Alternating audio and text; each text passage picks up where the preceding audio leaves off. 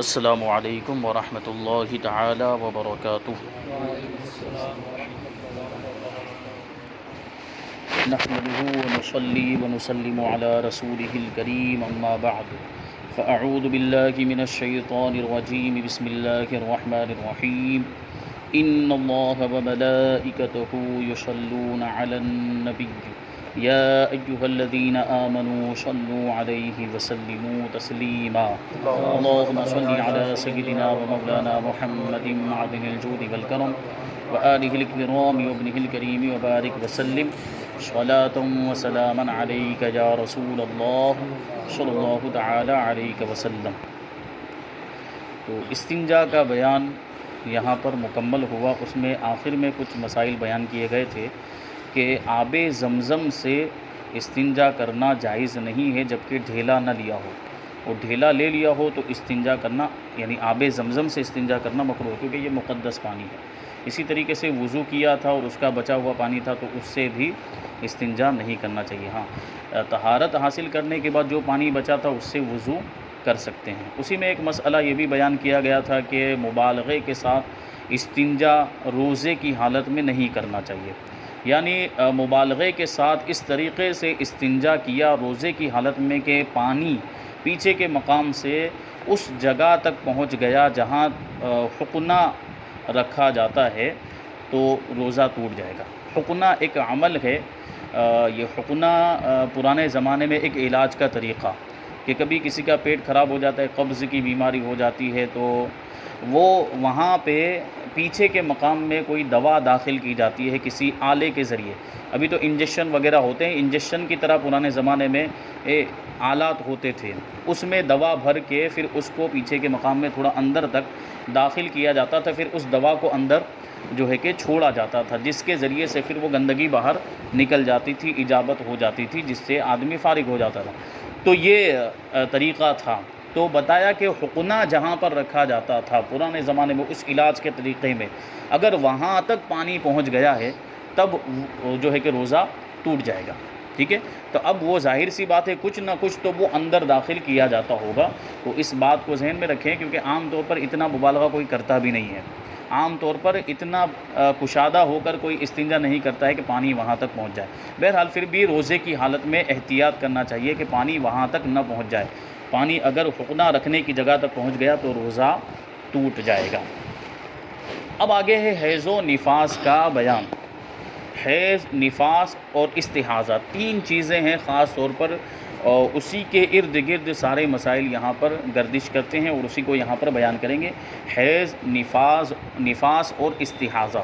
تو سب سے پہلے ان تینوں چیزوں کو جاننا ہے کہ حیض کسے کہتے ہیں، نفاس کسے کہتے ہیں اور استحاضہ کسے کہتے ہیں۔ یہ عورتوں کے خاص مسائل ہیں، لیکن ہمیں بھی سیکھنا چاہیے تاکہ ہم اپنے گھر میں جن کو بتا سکتے ہیں ان کو بتائیں۔ جیسے ہم شادی شدہ ہیں تو ہم اپنی بیوی کو بتا سکتے ہیں، تو بتانا بھی چاہیے کیونکہ یہ ضروری مسائل ہیں، ان کو پتہ ہونے چاہیے، یا ان کو ایسے مواقع فراہم کیے جائے کہ وہ خود جا کر سیکھیں، کسی معلمہ کے پاس، کسی عالمہ کے پاس جا کر سیکھیں، وہ ان کو سکھائیں۔ تو سب سے پہلے آپ دیکھیں حیض اور نفاس کسے کہتے ہیں۔ بالغہ عورت کے آگے کے مقام سے جو خون عادی طور پر نکلتا ہے اسے حیض کہتے ہیں۔ ماہواری خون جو ہوتا ہے، جسے پیریڈ کہہ لیجئے یا جو ہے کہ ماسک، جو مہینے میں ایک مرتبہ جو ان کو خون آتا ہے اسے حیض کہتے ہیں۔ اور اگر عادتاً نہ ہو بلکہ بیماری کی وجہ سے ہو تو اسے استحاضہ کہتے ہیں، اور بچہ پیدا ہونے کے بعد ہو تو اسے نفاس کہتے ہیں۔ بچہ پیدا ہونے کے بعد جو خون آتا ہے اس کو نفاس کہتے ہیں۔ اب ان تینوں چیزوں کے جو ہے کہ ضروری مسائل کچھ یہاں پر بیان کریں گے، پوری تفصیل کے ساتھ نہیں، جن مسائل کی ضرورت ہے انہی مسائل کو یہاں پر بیان کریں گے۔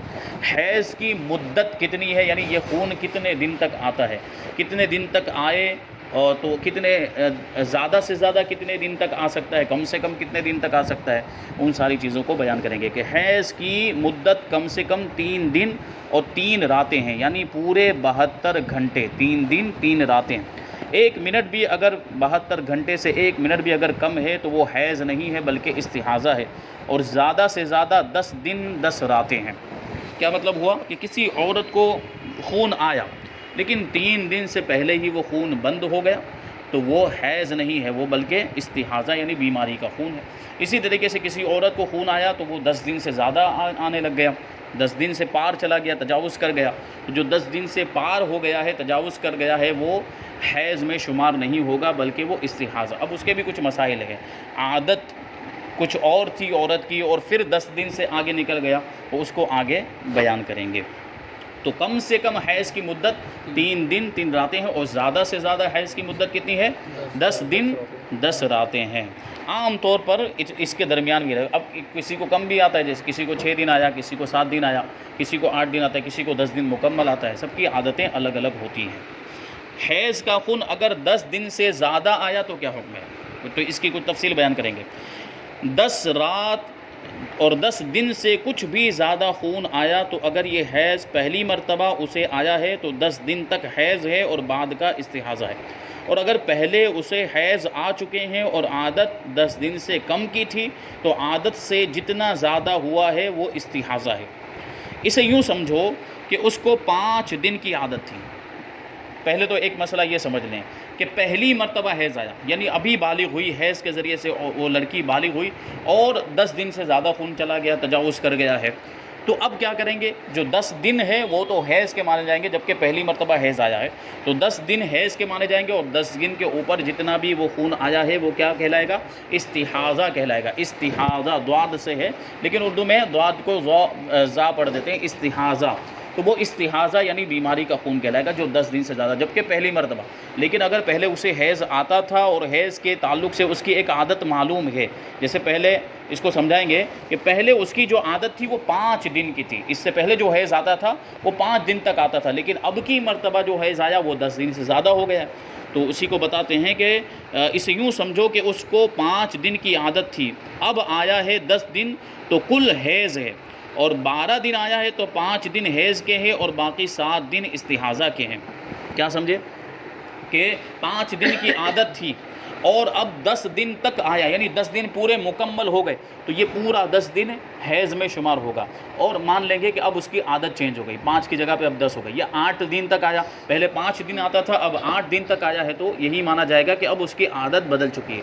لیکن جو عادت تھی اس سے زیادہ آیا اور زیادہ یعنی بڑھتے بڑھتے 10 دن کے پار پہنچ گیا، 10 دن پر تجاوز کر گیا ہے، تو اب عادت کے جو دن ہے اتنا ہی حیض مانا جائے گا، اور یہ جو 10 دن کے باہر تک جتنا بھی گیا ہے وہ سب جو 10 دن کے اندر ہے وہ بھی، اور 10 دن کے جو باہر گیا وہ بھی سب استحاضہ میں شمار ہوگا۔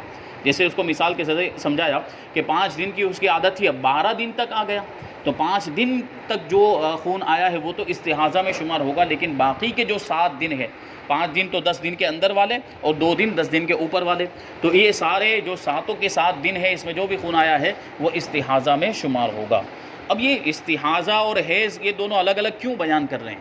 اس کی بنیادی وجہ یہ ہے کیونکہ حیض کے اندر نماز اور روزہ معاف ہے، روزے کی تو قضا ہے لیکن نماز کی قضا نہیں، اس کو آگے بیان کریں گے، تو یہ اسی پر اس کا دار و مدار ہے۔ استحاضہ الگ کیوں بیان کر رہے ہیں اور حیض کو کیوں الگ بیان کر رہے ہیں کہ یہ حیض میں شمار ہوگا تو یہ استحاضہ میں شمار ہوگا، یہ اتنی بحث کیوں کر رہے ہیں؟ اس کی وجہ یہی ہے کیونکہ حیض میں نماز نہیں پڑھنی ہے، حیض کی حالت میں روزہ نہیں رکھنا ہے، لیکن استحاضہ کے اندر روزہ بھی رکھنا ہے اور نماز بھی پڑھنی ہے۔ استحاضہ جو بیماری کا خون ہوتا ہے اس میں روزہ بھی رکھنا ہے اور نماز بھی پڑھنی ہے، اس میں نماز معاف نہیں ہے، اس میں روزہ کی رخصت نہیں ہے، تو اسی وجہ سے اس کو الگ سے بیان کر رہے ہیں۔ تو 5 دن کی عادت تھی، اب 10 دن تک آیا ہے یا 9 دن تک آیا یا 8 دن تک آیا، تو جتنے دن تک آیا ہے وہ جو حیض میں شمار ہوگا، اور اگر 10 دن سے تجاوز کر گیا ہے تو جتنا تجاوز کیا ہے وہ عادت کے بعد جتنے بھی دن ہوں گے وہ سب استحاضہ میں شمار ہوں گے۔ اور ایک حالت مقرر نہ تھی بلکہ کبھی 4 دن کبھی 5 دن آتا تھا، تو پچھلی بار جتنے دن تھے وہی اب بھی حیض کے ہیں، باقی استحاضہ۔ پہلے تو کیا بتایا کہ 5 دن کی عادت تھی، پہلی جتنی مرتبہ بھی آیا وہ 5 دن تک آیا تھا خون، لیکن اب کی بات 10 سے زیادہ ہو گیا ہے تو اس کا مسئلہ بتا دیا، لیکن پہلے کوئی عادت فکس ہی نہیں تھی، کبھی 5 دن آتا تھا تو کبھی 6 دن آتا تھا، کبھی 7 دن آتا تھا، ایسی کوئی عادت مقرر نہیں تھی، اور اب کی بار جب آیا ہے تو 10 سے زیادہ ہو گیا، تو اب اس میں جو آخری مرتبہ خون آیا ہے اس کو دیکھا جائے گا، یعنی اس سے پہلے لاسٹ ٹائم جو آیا ہے اس کو دیکھا جائے گا۔ وہ اگر مثال کے طور پر 6 دن تک خون آیا تھا تو اس میں بھی 6 دن تک خون حیض کا مانیں گے، اور باقی کا جو بھی ہے جو 10 دن سے زیادہ ہو گیا ہے وہ کیا مانیں گے؟ استحاضہ کا مانیں گے۔ اب یہاں پر ایک بہت ضروری مسئلہ بتاتے ہیں کہ عورت کو کتنی عمر میں حیض آنا شروع ہوتا ہے، تو فرماتے ہیں کہ کم سے کم 9 برس کی عمر سے حیض شروع ہوگا، اور انتہائی عمر حیض آنے کی 55 سال ہے۔ اس عمر والی عورت کو عائشہ اور اس عمر کو سن ایاز کہتے ہیں۔ کیا مطلب ہوا؟ کیونکہ بالغ ہونے کی عمر ہی، جو لڑکی کی بالغ ہونے کی عمر ہے وہ 9 سال ہے، یعنی 9 سے 13 کے درمیان وہ بالغ ہو جاتی ہے، تو 9 سال یہ ابتدائی عمر ہے۔ اور جو عورت یعنی جو لڑکی ہوتی ہے وہ عام طور پر انہی سالوں میں یعنی 9 سے لے کر 13 کے اندر وہ بالغ ہوتی ہے، اور اس کے بالغ ہونے کی جو علامت ہے سب سے بڑی علامت وہ ہے حیض، یعنی اس کو حیض آنا شروع ہو گیا تو یہ مان لیا جاتا ہے کہ وہ بالغ ہو گئی، یہ سب سے بڑی اس کی علامت ہوتی ہے۔ اور یہ حیض آنے کی آخری جو عمر ہے وہ تقریباً 55 سال ہے، کبھی کبھی صحت کی وجہ سے صحت اچھی ہوتی ہے تو 55 سال کے بعد بھی حیض آ سکتا ہے، لیکن عام طور پر عام حالات میں 55 سال کے بعد حیض بند ہو جاتا ہے اور اس کے بعد یہ خون نہیں آتا ہے۔ پھر آپ کو ایک بات یہ بھی ذہن میں رہنی چاہیے کہ جب عورت پریگننٹ ہو جاتی ہے، جب حاملہ ہوتی ہے تو حیض بند ہو جاتا ہے، اور یہی حیض کا جو خون ہے جو پہلے باہر نکل جایا کرتا تھا، اب اسی کے ذریعے سے بچہ بنتا ہے، پیٹ کے اندر اسی خون کے ذریعے سے بچے کی پرورش ہوتی ہے۔ وہ کہتے ہیں نا کہ ماں نے خون جگر پلایا ہے، تو وہ خون حقیقت میں خون ہے، اسی خون کے ذریعے سے بچہ اندر جو ہے پروان چڑھتا ہے اور اس کی تربیت ہوتی ہے، پرورش ہوتی ہے۔ وہ پہلے جو ہے نطفے کی شکل میں ہوتا ہے، پھر وہ جمع ہوا خون بن جاتا ہے، پھر اس کے ذریعے گوشت کا لوتھڑا بن جاتا ہے، پھر اس میں اعضاء بنتے ہیں، اس کے ہاتھ پاؤں اس طریقے سے نکلتے ہیں، پھر آنکھیں وغیرہ، چہرہ، یہ سب خون اس کو پہنچتا ہے۔ جو آپ دیکھتے ہیں نا بچہ پیدا ہونے کے بعد اس کی ناف یہاں سے جڑی ہوئی ہوتی ہے، تو یہ اسی کے ذریعے سے اس کو وہ خوراک پہنچتی کہہ لیجئے، یعنی اسی کے ذریعے سے اس کو جو پوشن ملنا چاہیے وہ وہاں سے ملتا ہے، پھر اس کو کاٹ دیا جاتا ہے، یعنی پیٹ کے اندر تو وہ ذریعہ ہے، وہ راستہ ہے اس کو خوراک پہنچنے کا، لیکن پھر باہر آ جانے کے بعد منہ کے ذریعے سے خوراک پہنچتی ہے۔ تو یہ بات بھی ذہن میں رہے، اللہ تبارک و تعالیٰ نے یہ سارے مراحل کو قرآن مجید کے اندر بیان کیا کہ اللہ تبارک و تعالیٰ نے اپنی خلاقیت کو ظاہر کیا کہ اللہ تبارک و تعالیٰ کیسا خالق ہے، کتنے عجیب طریقے سے اس نے انسان کو بنایا، تعجب خیز طریقے سے انسان کو بنایا ہے۔ جو لوگ انکار کرتے ہیں کہ خدا کا وجود نہیں، معاذ اللہ کوئی خدا نہیں ہے، تو اگر خود اپنی پیدائش پر غور کرے انسان کہ اس کو اللہ تبارک و تعالیٰ نے کیسے کیسے مراحل سے گزار کر، کبھی وہ کچھ بھی نہیں تھا تو پھر نطفہ بنا، تو نطفے سے پھر گوشت جو ہے جمع ہوا خون بنا، پھر جمے ہوئے خون سے وہ گوشت کا لتھڑا بنا، پھر اس میں ہڈیاں آ گئی، ہڈیوں پر گوشت چڑھا دیا، پھر اعضاء تیار ہو گئے، پھر اس میں روح پھونکی گئی۔ یہ اتنے سارے مراحل اللہ تبارک و تعالیٰ نے سورہ مومنون میں یعنی 18ویں پارے کے پہلے رکوع میں یہ ساری چیزیں بیان کی ہے، پیدائش کے سارے مراحل کو بیان کیا ہے۔ اسی میں اگر انسان غور و فکر کرے تو اسے اللہ کے وجود کا یقین ہو جائے گا۔ تو یہ دیکھیں وہ حیض کا خون یہ عورت کے لیے بہت زیادہ ضروری بھی ہے اس اعتبار سے بھی، کیونکہ بچے کی پیدائش کا دار و مدار اس کے اوپر ہوتا ہے۔ تو کم سے کم 9 برس کی عمر میں حیض شروع ہوگا، اور 12 برس کو بھی ہو سکتا ہے، 10 برس کو بھی ہو سکتا ہے، وہ صحت کے اعتبار سے کبھی ہوتا ہے، کبھی ماحول کے اعتبار سے ہوتا ہے، موسم کی وجہ سے ساری چیزیں وہ اس میں دخل انداز ہوتی ہیں۔ اب فرماتے ہیں کہ 2 حیضوں کے درمیان کم سے کم کتنا فاصلہ ہونا چاہیے۔ حیض کی مدت تو بتا دی کہ کم سے کم 3 دن 3 راتیں ہونی چاہیے، زیادہ سے زیادہ 10 دن 10 راتیں ہیں، لیکن 2 حیضوں کے درمیان کتنا فاصلہ ہونا چاہیے؟ عام طور پر تو جو مطلب ریگولر جو ہوتا ہے وہ تو ہر مہینہ ان کا جو ہے کہ فکس رہتا ہے، اتنی تاریخ کو تو اتنی تاریخ کو آتا ہے، کبھی ایک آدھ دن آگے پیچھے ہو جاتا ہے، لیکن 2 حیضوں کے درمیان کتنا فاصلہ ہونا چاہیے؟ تو اس کو بتاتے ہیں کہ 2 حیضوں کے درمیان کم سے کم پورے 15 دن کا فاصلہ ضروری ہے۔ 2 حیضوں کے درمیان کم سے کم 15 دن کا، اگر 15 دن سے کم فاصلہ ہے تو اس کا مطلب ہے کہ جو دوسری بار جو خون آ رہا ہے وہ پھر حیض میں شمار نہیں ہوگا۔ کیا مطلب ہوا کہ اس مرتبہ جو خون آیا وہ ابھی مثال کے طور پر 10 تاریخ کو یہ ہو گیا تھا، ختم ہو گیا، اب 15 دن مکمل نہیں ہوئے تھے کہ مثال کے طور پر 20 تاریخ کو پھر سے خون آ گیا ہے، تو اب یہ حیض میں شمار نہیں ہوگا بلکہ یہ استحاضہ میں شمار ہوگا۔ تو 2 حیضوں کے درمیان کم سے کم 15 دن کا فاصلہ ہونا چاہیے۔ یوں ہی نفاس اور حیض کے درمیان بھی 15 دن کا فاصلہ ضروری ہے۔ تو اگر نفاس ختم ہونے کے بعد 15 دن پورے نہ ہوئے تھے کہ خون آ گیا تو یہ استحاضہ ہے۔ نفاس جس کے بارے میں بتایا کہ بچہ پیدا ہونے کے بعد جو خون آتا ہے اس کو نفاس کہا جاتا ہے۔ اب اس کو نفاس کا چونکہ تذکرہ آ گیا تو اب نفاس کی بات کر رہے ہیں کہ حیض کی مدت بتا دی، اب نفاس کی مدت بتائیں گے کہ نفاس کی کتنی مدت ہے۔ نفاس میں کمی کی جانب کوئی مدت مقرر نہیں، یعنی کم سے کم کتنے دن تک آئے گا اس کی کوئی مدت، 1 دن تک بھی آ سکتا ہے، 2 دن تک بھی آ سکتا ہے، 3 4 دن 10 12 دن تک بھی آ سکتا ہے، اس کی کم سے کم کوئی مدت مقرر نہیں۔ جیسے حیض میں 3 دن 3 رات مقرر ہے، نفاس میں ایسا کوئی معاملہ نہیں ہے۔ نفاس میں تھوڑی دیر کے لیے بھی اگر آیا، چند لمحوں کے لیے بھی آیا ہے، تب بھی وہ نفاس میں شمار ہوگا۔ اسی کو بیان کرتے ہیں کہ نصف سے زیادہ بچہ یعنی آدھے سے زیادہ بچہ نکلنے کے بعد ایک آن بھی یعنی ایک لمحے کے لیے بھی خون آیا تو پھر وہ نفاس ہے۔ آدھے سے زیادہ بچہ نکل جانے کے بعد، یعنی اس کا کیا مطلب ہوا کہ آدھے سے کم بچہ نکلا ہوا ہے اور خون آیا تو وہ نفاس نہیں ہے۔ آدھے سے زیادہ بچہ نکل جانے کے بعد، کیونکہ جو آدھے سے زیادہ کسی بھی چیز کا جو حصہ ہو تو اس کو کل کے قائم مقام مان لیتے ہیں۔ اکثر کسی بھی چیز کا اکثر حصہ اگر کسی چیز میں شامل کر لیا جائے تو وہ کل کے قائم مقام ہو جاتا ہے، یعنی پورے کے قائم مقام ہوتا ہے۔ تو یہاں چونکہ آدھے سے زیادہ بچہ نکل گیا، گویا کہ پورا بچہ نکل گیا، اور بچہ پیدا ہونے کے بعد جو خون آئے وہ نفاس ہوتا ہے، تو یہاں اس کو نفاس مانیں گے۔ تو بچہ آدھے سے زیادہ نکل چکا ہے اور خون آیا تو وہ نفاس ہے، اور زیادہ سے زیادہ اس کا زمانہ 40 دن اور 40 راتیں ہیں۔ نفاس کا جو وہ چلہ کرتے ہیں نا، چلہ پورا کرتے ہیں وہ، اور نفاس کی مدت کا شمار اس وقت سے ہوگا کہ آدھے سے زیادہ بچہ نکل آیا۔ آدھے سے زیادہ بچہ نکل آیا، اس کے بعد جو خون آیا ہے اب یہاں سے نفاس کو شمار کریں گے۔ آج پہلا دن ہو گیا، پھر یہاں سے 40 دن۔ اب جو یہ بات بھی ذہن میں رہے، جیسے کہ آگے اس کو بیان کریں گے، ابھی کہیں پر اس کو جو ہے کہ ذکر کیا ہے۔ ہمارے یہاں جو عورتیں ہیں وہ سمجھتی ہیں کہ 40 دن پورے کرنے ضروری ہے، ایسا نہیں ہے۔ یہ زیادہ سے زیادہ مدت اس کی بتائی گئی 40 دن، یہ اس اعتبار سے بتائی گئی کہ 40 دن سے زیادہ آئے گا تو پھر وہ نفاس نہیں ہے، وہ استحاضہ ہے، وہ نفاس نہیں ہے، وہ استحاضہ۔ اور 40 دن سے کم آیا ہے تو جتنے دن تک آیا ہے وہ نفاس میں شمار ہوگا۔ اگر پہلی مرتبہ ہے جیسے 35 دن تک آیا یا 30 دن تک آیا، وہاں ضروری ہوگا خون آنا جب بند ہو جائے تو اس کے لیے عورت کے لیے ضروری ہوگا کہ وہ غسل کر کے نمازیں پڑھنا شروع کر دے، اور اگر رمضان کا مہینہ آ جائے تو روزے رکھنا شروع کر دے۔ 40 دن مکمل کرنا ضروری نہیں ہوتا، بلکہ خون کا بند ہو جانا اس میں اسی پر ڈیپینڈ کرتا ہے، اسی پر اس کا دار و مدار ہے۔ جب بھی خون بند ہو جائے، چاہے 25 پر بند ہو جائے یا 30 پر بند ہو جائے یا 35 دن پر بند ہو جائے، اس پر لازم ہوگا، ضروری ہوگا کہ وہ غسل کر کے وہاں اپنی نمازیں شروع کر دیں، اور رمضان آ جائے تو روزے رکھنا بھی شروع کر دے۔ یہ بات ذہن میں رہنی چاہیے، اور یہ اپنے گھر میں بھی مسئلہ بتانا چاہیے، ٹھیک ہے۔ اب آگے بتاتے ہیں حیض و نفاس والی عورت کو کون سے امور منع ہیں، کون سی چیزیں وہ حیض و نفاس کی حالت میں نہیں کر سکتی۔ وہ فرماتے ہیں حیض و نفاس والی عورت کو درجے ذیل عمر کرنا ناجائز و حرام ہے۔ سب سے پہلے نماز پڑھنا، نماز نہیں پڑھ سکتی۔ روزہ رکھنا، یہ بھی روزہ نہیں رکھ سکتی۔ قرآن مجید کو دیکھ کر پڑھنا، اسی طرح قرآن مجید کو زبانی پڑھنا، دونوں طریقے سے قرآن مجید کی تلاوت نہیں کر سکتی۔ قرآن پاک کا چھونا، بلکہ کاغذ کے پرچے پر کوئی صورت یا آیت لکھی ہو اس کا بھی چھونا حرام ہے۔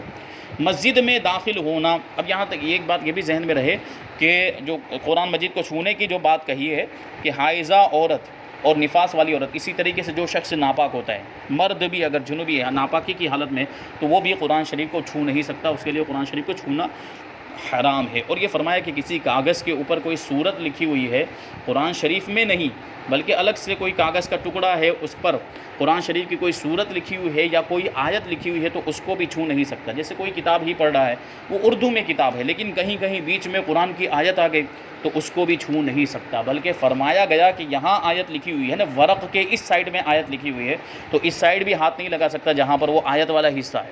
یہاں پر آیت لکھی ہوئی ہے تو دوسری جانب، ورق کی دوسری جانب اتنے حصے کو چھو نہیں سکتا جتنے میں وہ آیت ہے۔ تو یہ بات بھی ذہن میں رہے۔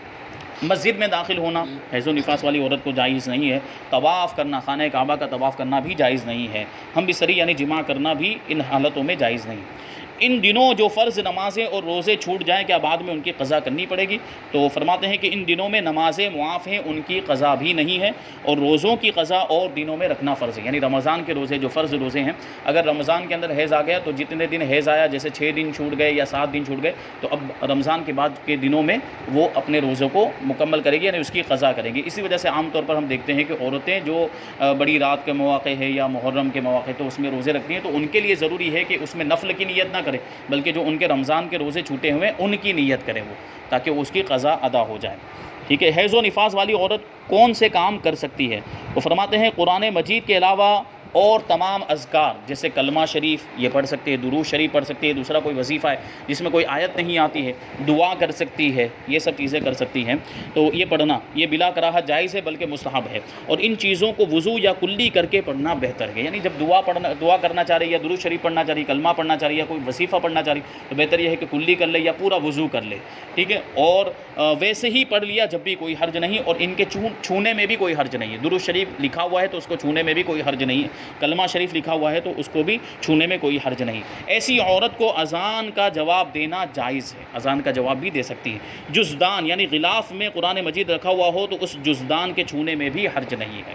ویسے تو جنوبی آدمی بھی جو ہے وہ جزدان کے اوپر سے قرآن مجید کو چھو سکتا ہے۔